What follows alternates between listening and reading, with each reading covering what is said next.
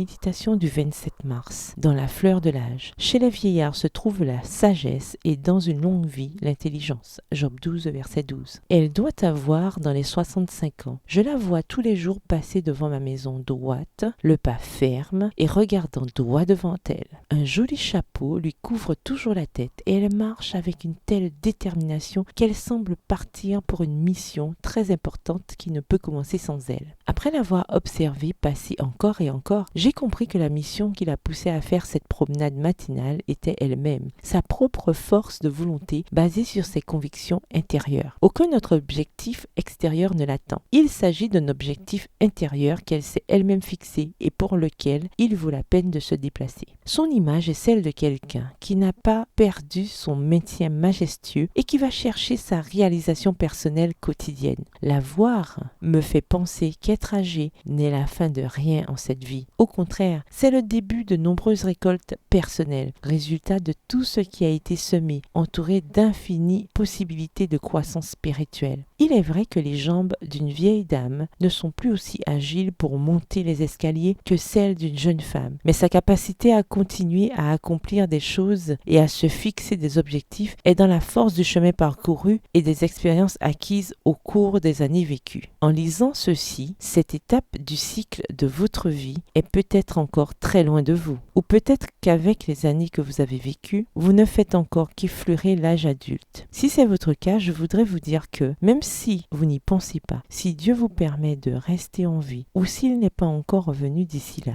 inévitablement, la vieillesse viendra un jour. Être une femme âgée, fructueuse, satisfaite et épanouie commence maintenant. C'est le moment de semer pour avoir une bonne récolte plus tard. Semer de bonnes habitudes, des actions d'amour et de bonté. Cultivez une relation étroite avec Dieu. Polissez vos talents jusqu'à ce qu'ils deviennent des dons que vous pourrez mettre chaque jour au service des autres. Nous lisons dans la Bible: qui observe le vent ne sèmera point, qui fixe les regards sur les nuages ne moissonnera pas. Ecclésiaste 11, verset 4. Regardez à hier. Si vous vous apercevez que quelque chose doit être corrigé, faites-le aujourd'hui. Si vous ne construisez pas votre bien-être aujourd'hui, vous ne l'aurez guère demain. Dieu est votre aide, votre dispensateur et le soutien de votre existence. Bonne journée, que l'Éternel vous bénisse.